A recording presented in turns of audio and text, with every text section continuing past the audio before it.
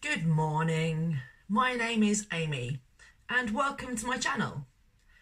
If you are new here, I would really appreciate it if you hit that subscribe button and stick around to hear what I have to say. If you are already a fellow juggler, please give the like button a click to show your support. So today I would like to speak to you about self-care. Also about self-care, more specifically during and after depression. Now, I have a history of depression. For many years, I was on antidepressants. I'm not on them anymore, and thankfully, the worst of my depression has gone now. I still suffer with stress and anxiety, but depression, thankfully, seems to be a thing of the past.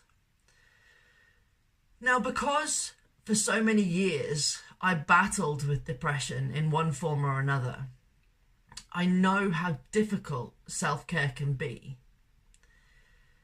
The thought of getting in the shower, or even just brushing your teeth, or brushing your hair and making yourself look presentable, cooking for yourself, small things that most of us do day in, day out without even thinking about it, when you have depression, are very hard. They seem like an uphill struggle. They seem like the most difficult thing in the world to do. Or you simply just have no desire to do them. You just don't want to go and get in the shower. You don't care if you've brushed your teeth or not. And that's hard going. Now, I have my own thoughts and opinions on these things. And I'm going to give you 20 tips that I have found useful. Things that help me to take care of myself better than I was. I'm still not perfect. I still struggle with self-care. And that's where my theory comes in. Now, not only did I say, obviously, I still suffer with stress and anxiety. My other health conditions do make me tired a lot of the time. So quite a lot of the time, exhaustion plays a big part in that. And the fact that I'm raising 4 children and trying to hold down a job, I get tired. And my self-care, although it should be my priority, is quite often very low down on my list of priorities. Now, when you have depression, it tends to hang around for quite a while. And during that time, when you don't feel like doing things, when you don't have the energy or the inclination to do things, when you are not motivated to take care of yourself in any way, shape or form, you tend to form habits. Not intentionally, not consciously, but the longer you put off doing something, the less frequently you are pushing yourself to do something, the more it becomes a bad habit to not do it. So things like showering every day, washing your hair every other day, brushing your teeth every day, cooking yourself a meal every day. The more often that you skip those things because you just don't feel up to it, the easier and easier it becomes to not do them anymore.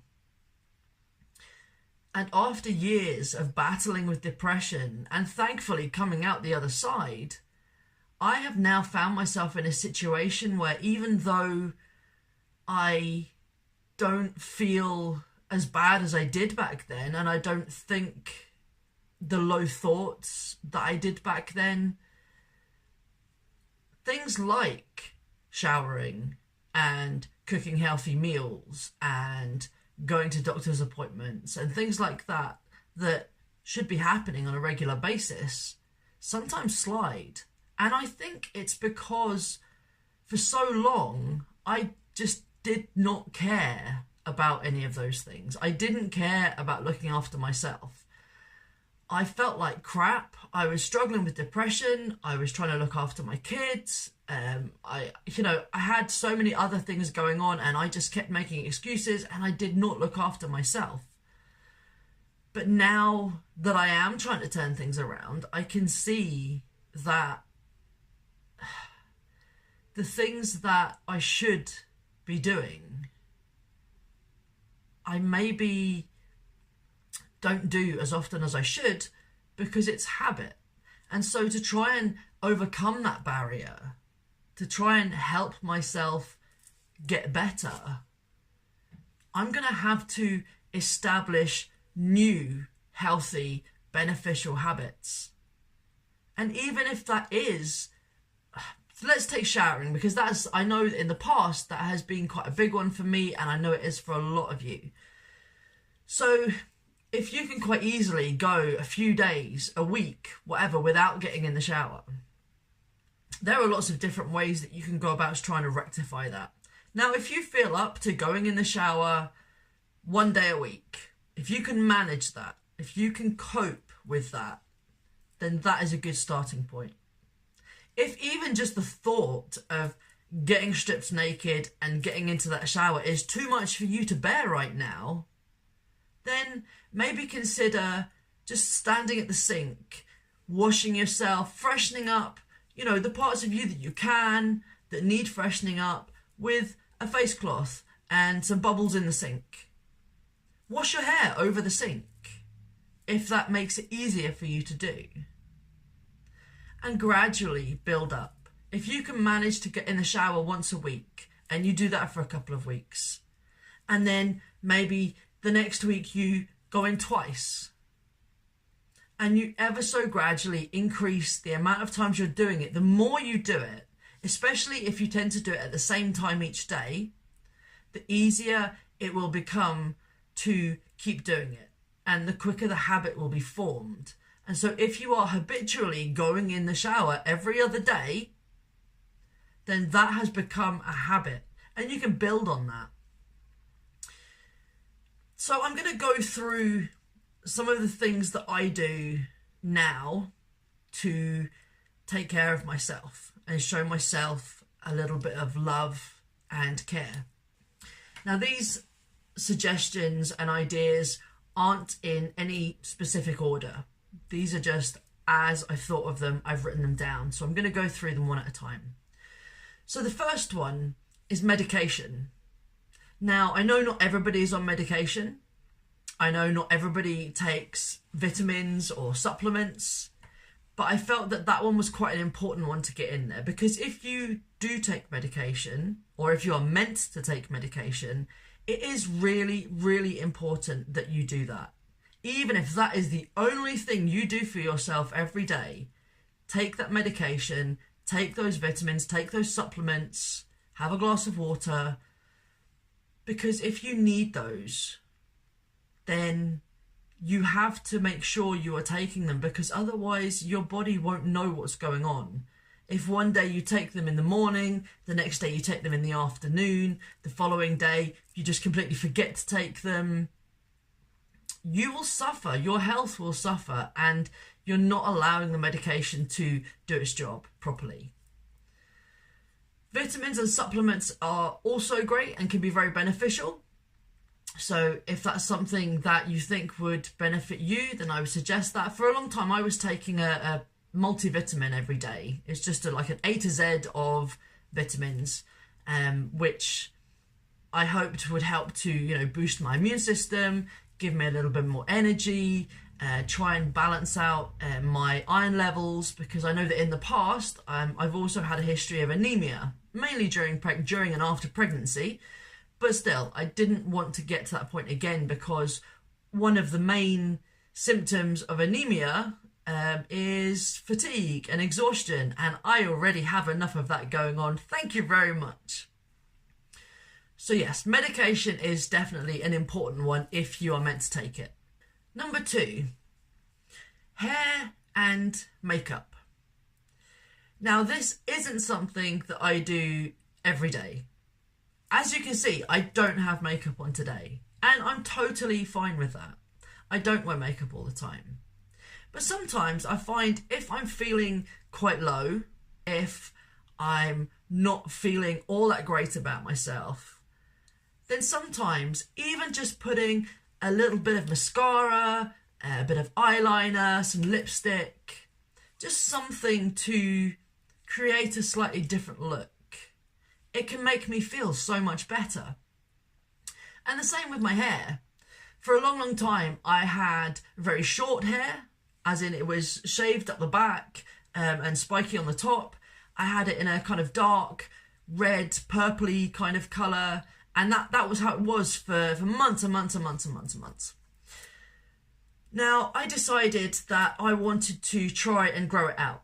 Now, as you can see, I have the world's smallest ponytail, and I'm now blonde. Because I decided that rather than cutting it when it got to that kind of horrible length that I couldn't do anything with, that I was going to change the colour of it instead. Because I'd gotten bored with the red. Now, I could tell you a whole story about the bleaching and the trying to get rid of the red pigment, because it was a nightmare, but I won't, because that's not what this video is about. But the fact is that if you can do something like dye your hair, bleach your hair, try a different style, get a haircut, even buy a wig, change your look if it makes you feel better. That's what I'm saying. I also have a wig with my hair that's like this long.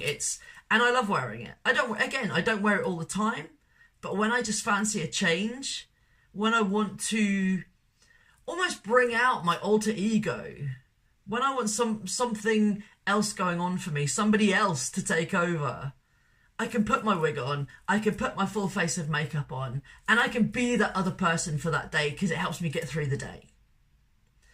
That may sound a little bit weird to some people, but there you go.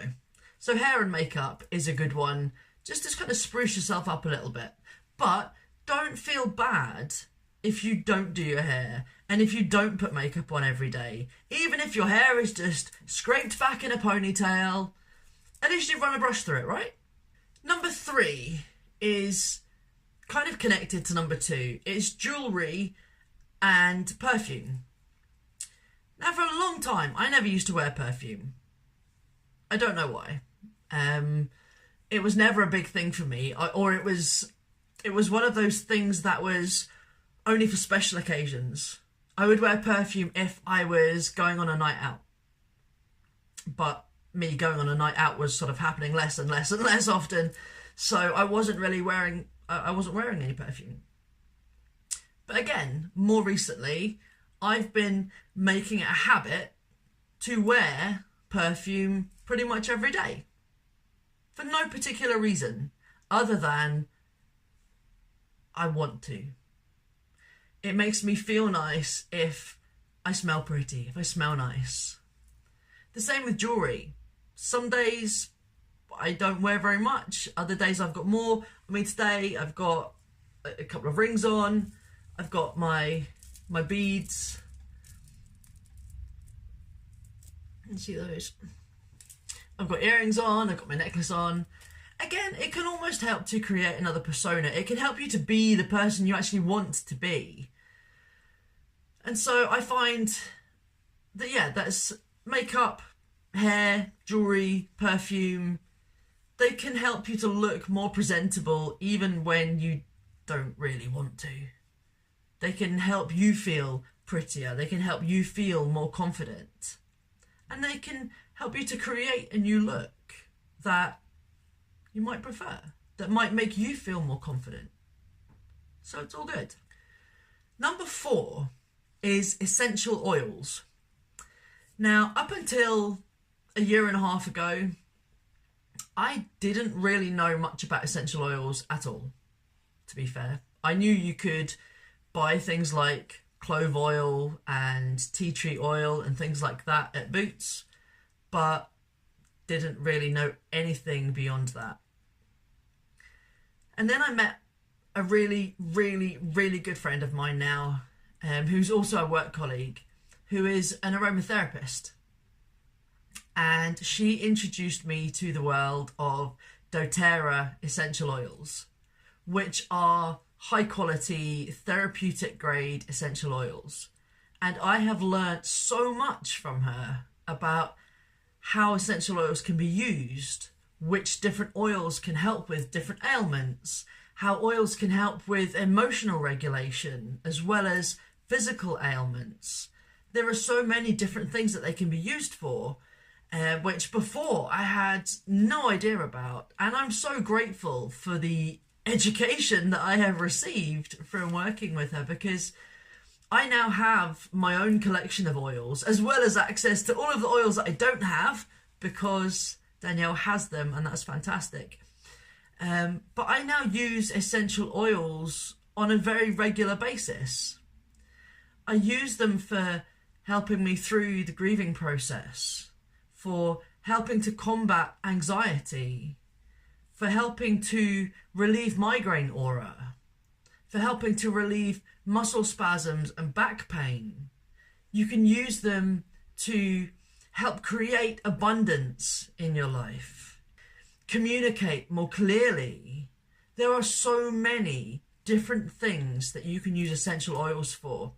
So if you are struggling with things, if you're struggling with depression, with anxiety, or with anything else, there's probably an essential oil that can help you. So that one is quite high up on my list. Number 5 is burning incense. Kind of goes with the essential oils as well, really. The idea is the same. You can use the aromatic smell of incense or by diffusing essential oils, because aromatically they can help you. You inhale them, you breathe them in. The smells can be calming, they can have health benefits. To be honest, I burn a lot of incense when I'm at work, either in my office or through in the main part of the centre, and I love the smell. I know it's not for everybody, but me personally, I find it quite calming and quite soothing, and I just enjoy the smell of it, and so I do that quite often. But yeah, incense and essential oils are becoming part of my pretty much everyday life at the moment. Number 6 is self-hypnosis. Now this has probably got something to do with the fact that I am a hypnotherapy practitioner by trade. But I find that self-hypnosis can really help, especially if your anxiety levels are very high, if you're very stressed and your mind is racing, especially at bedtimes, if you're struggling to be able to settle because all of the thoughts are just spinning through your head at 100 miles an hour and not letting you get to sleep. Self-hypnosis can be a really great way to relax. It can be a good way to address a specific ailment or a specific mindset. Your brain is a very, very powerful tool. And I know that in using self-hypnosis, whether it's to help me get to sleep, to help relieve pain, to help relieve a migraine, whatever it's for, I know that it can make a difference. And I've seen the difference that I can make in other people's lives. So I know firsthand that it works. Number 7 is yin yoga. Now, for a long time, I never saw myself ever being able to do yoga. I didn't think I would ever be able to get into any of those funky balancing poses, and it just seemed like far too much hard work for me. However, then I came across yin yoga, which is designed to de-stress your body and realign your body and realign your chakras and bring energy and calm into your body. Most of the poses are on the ground. Not many of them involve balance, although some of them do. But you kind of work up to that gradually. And it's quite an emotional practice. I always thought of yoga more as a physical thing, holding poses, improving your balance, improving your body strength and your core strength, and it does all of those things. I didn't realize just how emotional it could be, and how yoga and those specific poses can have such an effect on your body emotionally as well. So I do yin yoga. I only do it once a week in a class. But again, recently I have tried to bring a little bit of yin yoga into my home self-care practice as well. Now, admittedly, that is something that I need to continue working on because it's still not a regular part of my routine, but it is something that's kind of on my radar as something I need to be doing more frequently. Number 8 is music. Music therapy. Not any kind of official therapy, just listening to music. Picking the right music for the mood you're in. I use music for different things. Music can be really uplifting, or it can be really depressing. But sometimes, and this might sound a little bit weird, I listen to music because it helps me to cry. Does that sound odd? Maybe a little bit. Because of the way that I tend to cope with things, I tend to bottle things up. I tend to just push everything down and try not to focus on it too much. And that includes grief for very close loved ones. I don't cry very often.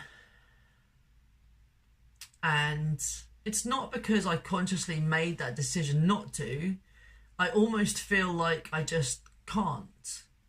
And so sometimes, if I really feel that that is what I need to have that kind of release, then I will pick certain pieces of music that will bring about those emotions and almost kind of provoke me to cry.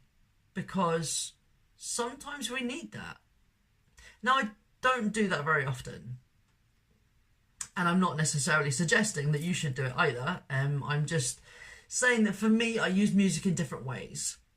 If I'm feeling quite down and I don't have much energy, then I will put on some upbeat, lively music to get me going. Sometimes I'll just put music on if I'm just in the kitchen, buzzing about, doing the washing up, filling the dishwasher, sorting the laundry. And I will put some funky tunes on that I can sing along to, that I can dance around to, that, you can just thoroughly enjoy. And it does bring about a little bit of energy. It uplifts your spirit and your mood. Singing is also a thing. Even if you can't sing, even if you really think that you are tone deaf, if you're in the house on your own, or if you're in the house just with young kids, just sing. Because again, it can be so therapeutic.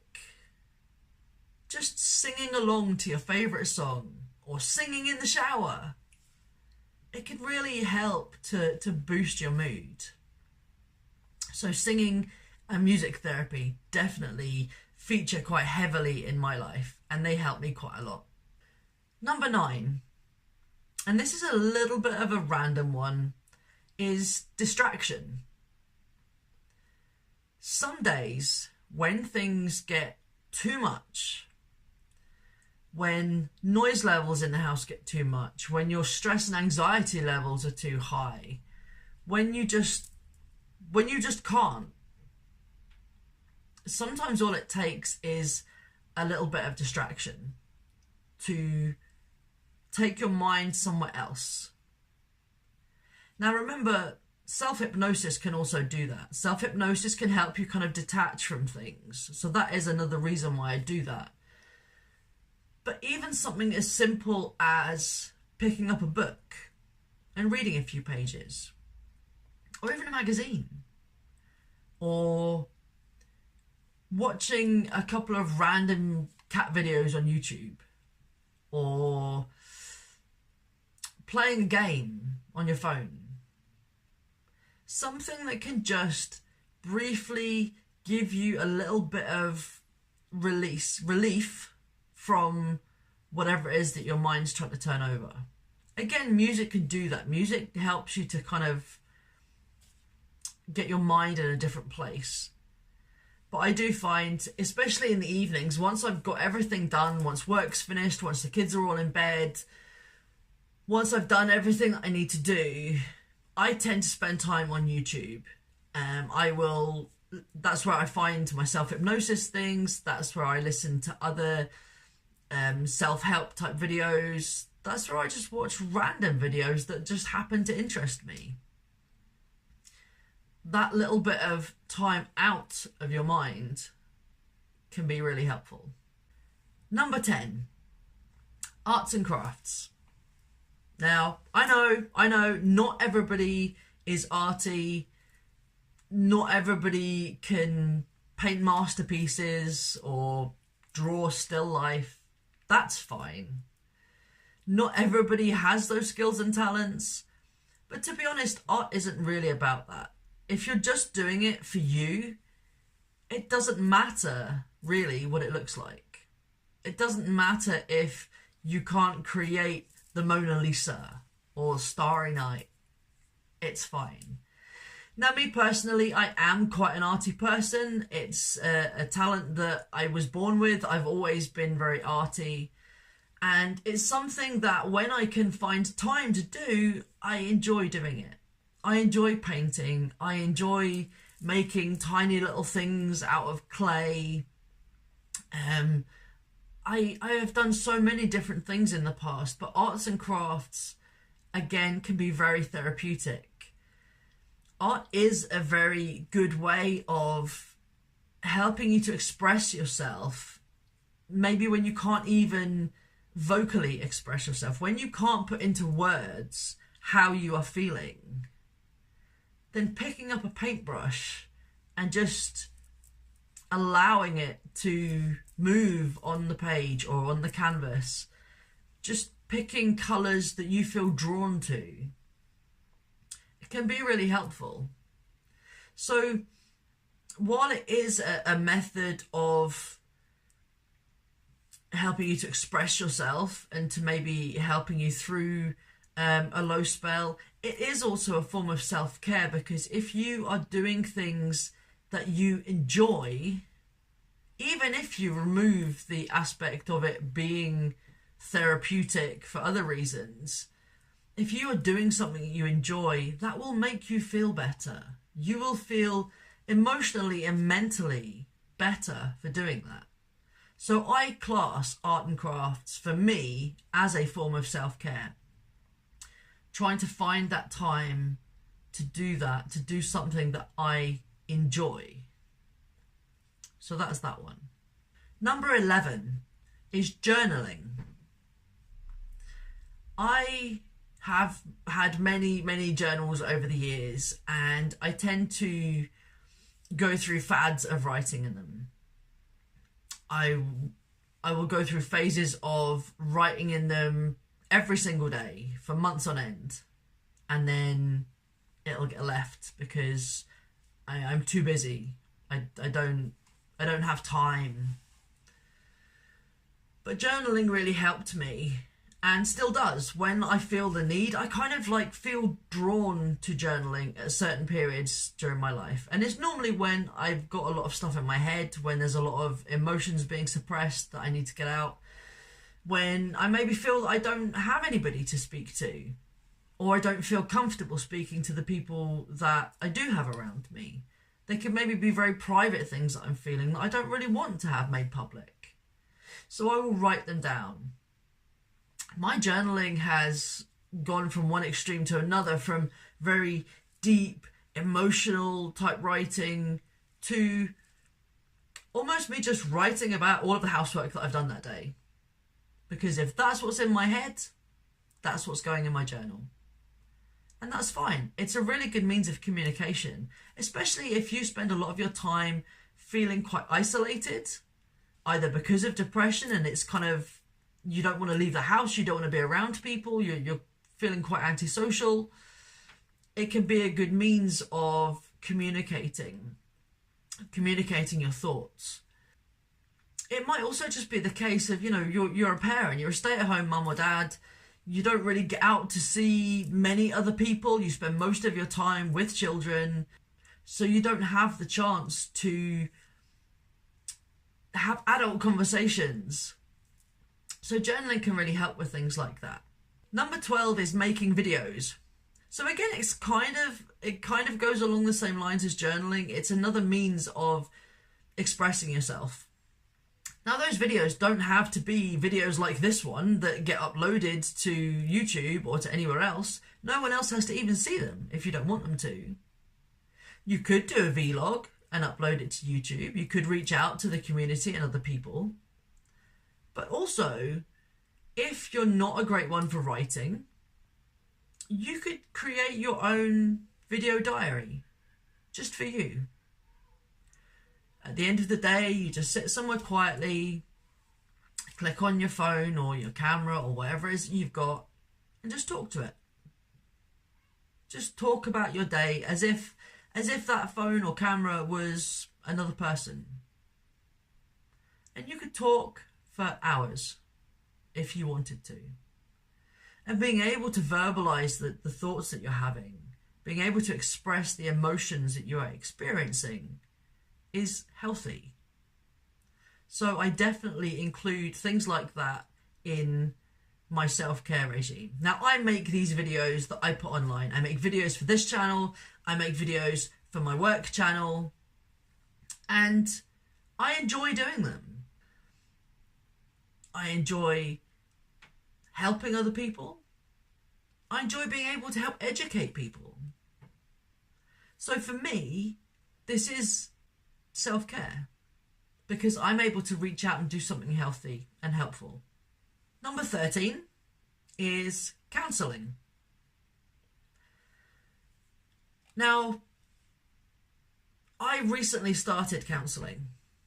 As a therapist, I go and see a counsellor because I've had such a hectic, emotional roller coaster life over the last few years. And as I said earlier, I tend to just bottle everything up, swallow it down, push it down as far as I can and carry on because I feel I have to be the strong one. I have to be the one that just carries on. I have to be strong for my children, for my family. But there comes a time when no matter how much you push all of that stuff down, eventually it starts to bubble up to the surface again. Eventually you'll snap in some way, be it in an aggressive rage type way, which isn't me, or having some kind of nervous breakdown, which is probably closer to me, or just going into complete burnout. And that's another reason why self-care is important, because you want to avoid burnout and breakdowns at all costs, because they are no fun. Especially if you have children, if you have other people relying on you, it is really, really important that you do everything you can to keep yourself mentally, emotionally, and physically healthy. And I know that's not easy for some people. It's not easy for me. I am not sitting here saying that I have all the answers, that I am a perfect person, a perfect parent, that I do everything right, because I don't. Far from it. I'm trying to turn things around. I'm trying to do things in a better way. And so all I'm doing is just giving you some of the tips and suggestions of things that I do that I find helpful, in the hopes that they will help you too. But counselling is something that is fairly new to me as a patient. I have been in the past a long time ago, but it's something that I am hoping will be a helpful tool on my road to recovery. Now, because it's still quite early days, we haven't done extensive amounts of work, but we have started doing some grief counselling, which I think is a big thing for me right now. It's just been the anniversary of my dad passing, It's just been what would have been my mum's birthday. So I think being able to do some work with the counsellor that will actually allow me to start grieving will be beneficial. That's just one aspect of it. Now, obviously, he's not only there to help with grief counselling, he's there to help with anything else I need help with too. But that's where it's aimed at the moment. So if you feel that you need someone that you can talk to, someone that will listen to you without judging you, then counselling may be an option for you. Number 14, still on the subject of talking to people, is phone a friend or a family member. If you have somebody that you can speak to when you're having a really crappy day, maybe you just want a bit of a rant, maybe you just need to vent and get something off your chest. If you have a good friend that knows you're struggling, that knows what you're like, they will most likely be more than happy to listen to you rant for a while and just let you offload. And quite often that can just feel like a weight has been lifted. And also, if you're speaking to somebody that cares about you, quite often you'll find that not only will you be able to vent about the things that you wanted to, but that your friends and family will be able to lift your mood by making you laugh and, you know, making things more positive. I know that when I speak to my brother, even if the reason I phoned is because I'm feeling really crappy, that everything's getting on top of me, and I just needed like a familiar, friendly voice, I know that by the end of the phone call, I will be feeling so much better. Not only because I can tell him anything and everything, and he's okay with that, but he makes me laugh.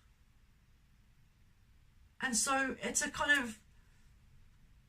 positive experience all round, because he gets to help me, and it's generally a two-way thing, because I'll maybe phone up and I'll be like, oh, this has happened and that's happened and I hate this and blah blah blah, and we'll have a chat about that for a few minutes, and then he'll be like, oh yeah, well I've had this happen too and that's happened and I've got to do this, and then I'll offer him help and support. It's a two-way thing, you know. We both help each other, we both care for each other greatly, and we both do our best to make each other laugh.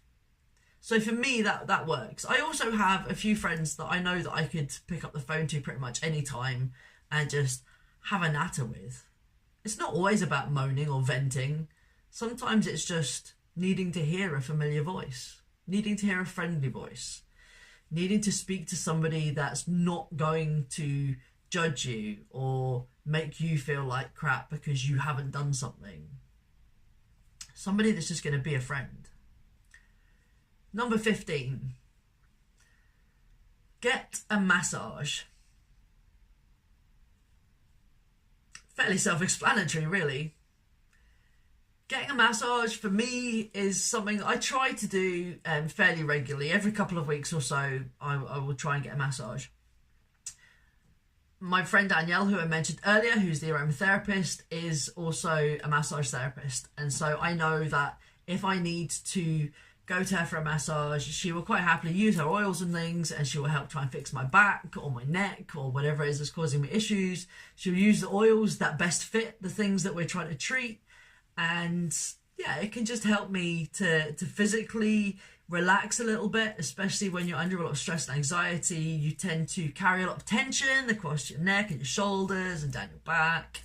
So getting a massage, obviously it's not something that's for everybody. Some people don't like that. Some people don't feel comfortable with that. That's fine. I would suggest maybe if you don't like other people touching you, or you don't like being undressed in front of somebody, or whatever it is, maybe substitute that for like an at-home foot spa. Something that's still kind of stimulating your body, that's providing you with a little bit of comfort, that's doing you some good. So it's a little bit of built-in reflexology in a foot spa. So that's maybe an alternative if you can't afford to get a massage, or if you don't feel comfortable, or for whatever reason you can't. Number 16 is Reiki and crystal healing. Now, you might think I'm a little bit cuckoo. I know not everybody believes in Reiki, not everybody understands Reiki or crystal healing, but Reiki is about energy healing, about removing energy blockages and helping everything kind of shift around. It goes back to like with yoga, with the different chakras in the body. They're all energy systems, and if you have a blockage somewhere, then you need to be able to get that cleared to allow everything to flow freely. I'll maybe do another video about Reiki. I have a video about Reiki on my work channel. But crystals, I mean, obviously I wear all of my crystal bracelets all of the time. I do have other crystal necklaces and things that I wear sometimes. I have other crystals around. I have them in my office because they do help. And, you know, even if you don't believe they help, well, they still look really pretty. It's a win-win, really. You know, they sit there looking pretty and they might help. Bonus. So yeah, I try to get Reiki again every couple of weeks or so. And I wear my crystals quite a lot. I have crystals at work and at home. So that's something else that I do. I also quite like the fact that because Reiki is so calming and quiet, it allows time for you. For me personally, from a physical point of view, I don't find that Reiki helps with my pain levels very much. However, spiritually and emotionally and mentally, I think it helps greatly because it gives me that time where I can just concentrate on me and what is going on internally and what I feel and what I think about things. So it's almost like a good time to do some meditation. So I find it quite helpful, and it is calming and it's therapeutic. So yeah, I try and do Reiki as often as I can. Something else that is along similar lines is number 17, biofield therapy and sound baths. Again, some of you may not have any idea what those things are, and to be perfectly frank with you, neither did I until just a month or so ago. Biofield therapy is basically like tuning forks, you know, tuning forks that you have for like tuning a guitar. Bigger, chunkier tuning forks that align with certain chakras in your body. And it's about clearing your aura, so clearing all of the energies, because your aura is basically like your arm's width out. Mine isn't quite that big, apparently, but it's about clearing any blockages from your past. They basically work from childbirth, from childhood, right up to the present day.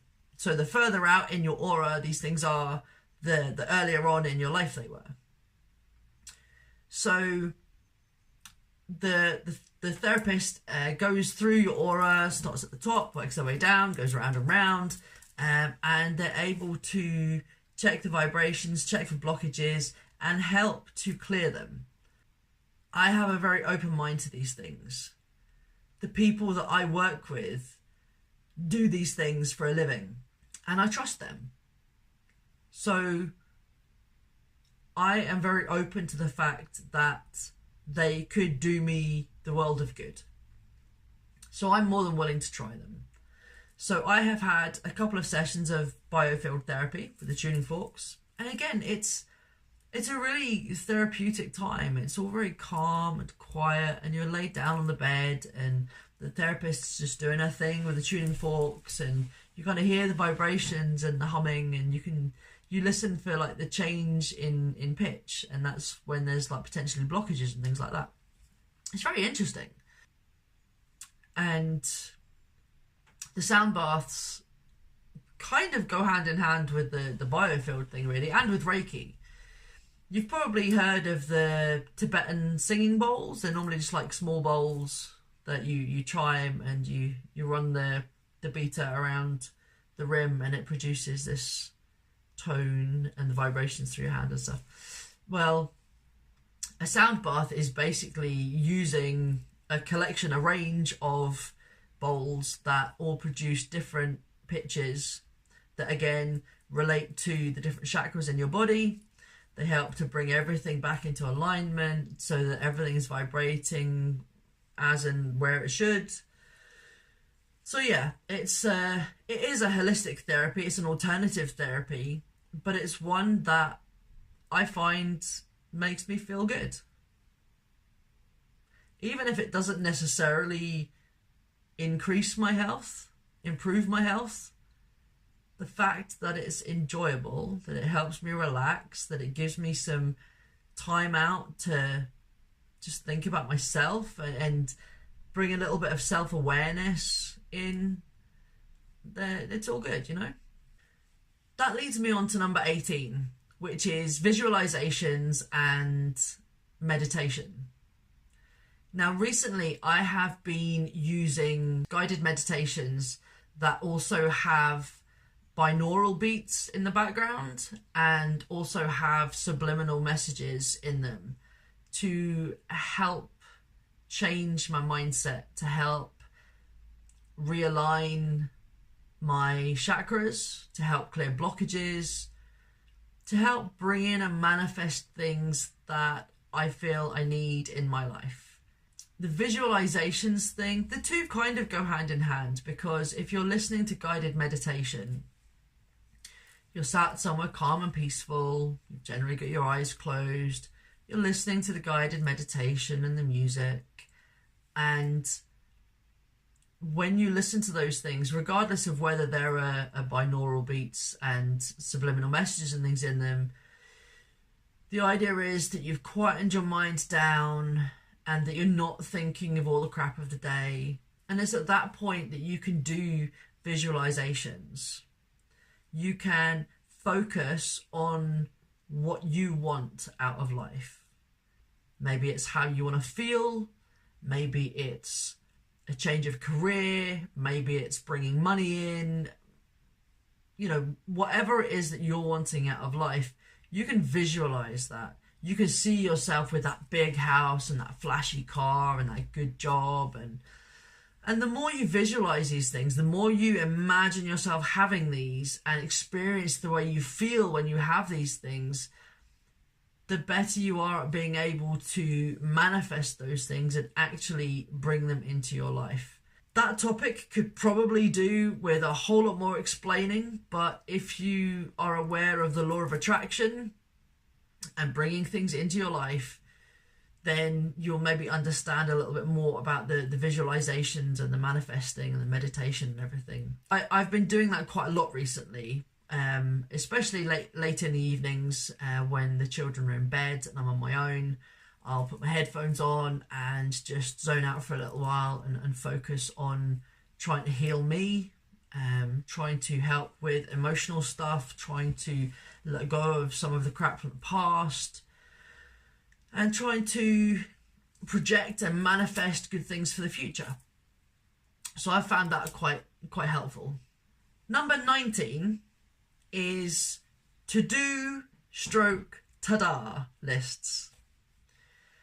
Quite often I will write myself a list of everything that I need to do in a day. I'll have a list for at home, I'll have a list for at work. It helps me to stay on track.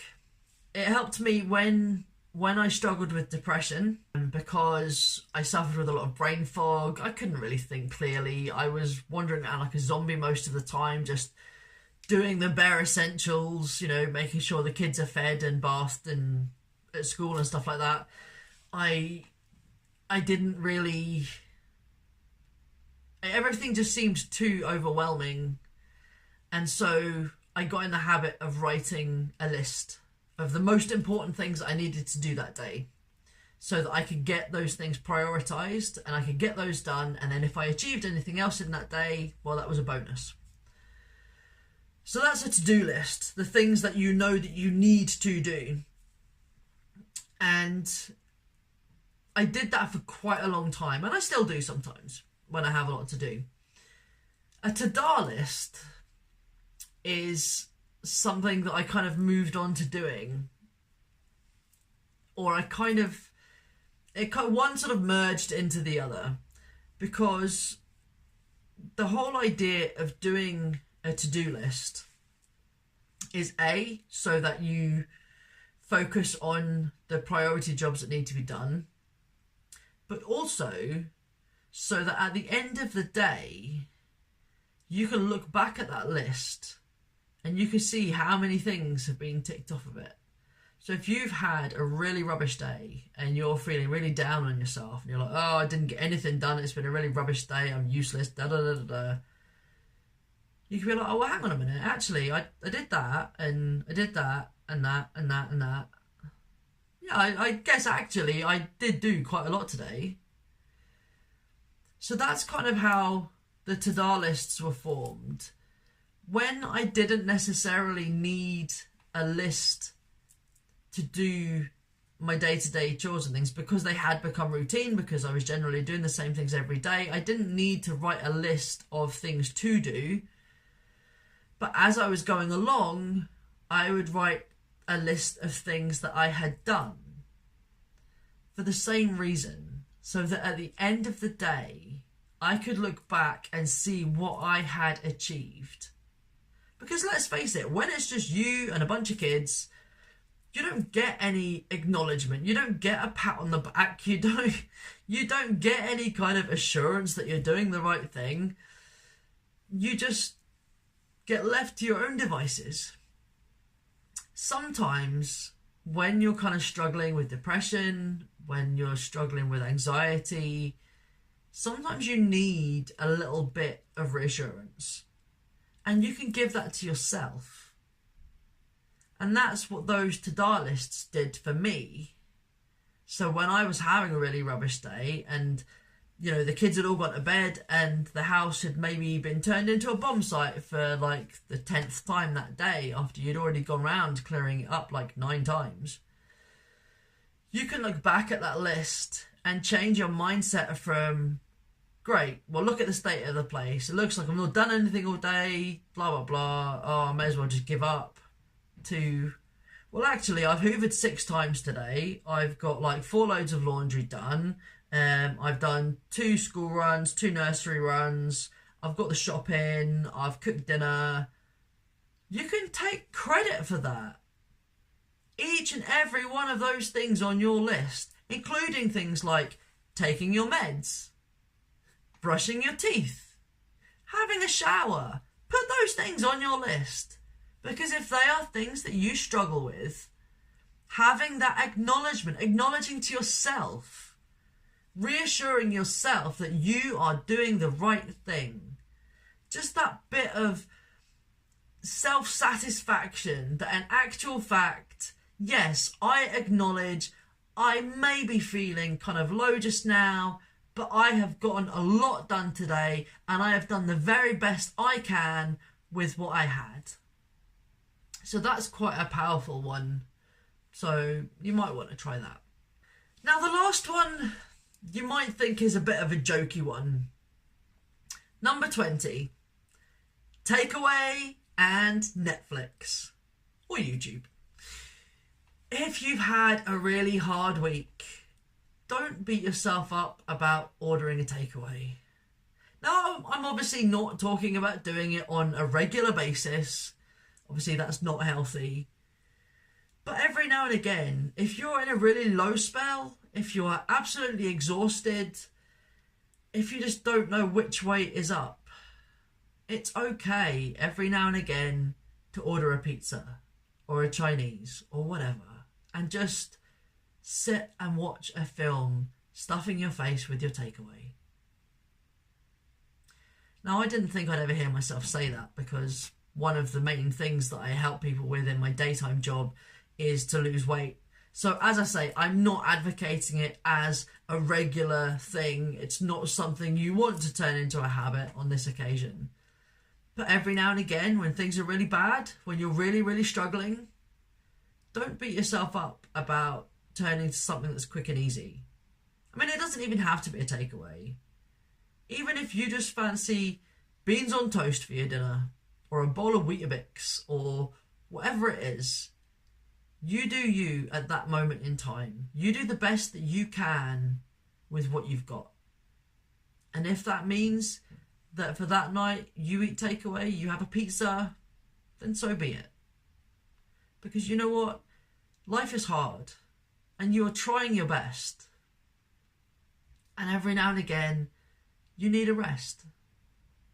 And if that only comes in the form of an hour at the end of the day where you can just zone out and eat comfort food, well, for the time being, maybe that's okay. So those are my 20 tips, strategies, ideas, things that I have done, things that I am doing, things that I am working on doing more to help with self-care. Now, there are probably hundreds of different things that I could have talked about in this video, you know, other ideas, other things that work. These ones are obviously just very specific to me and what I'm trying to do in my life right now.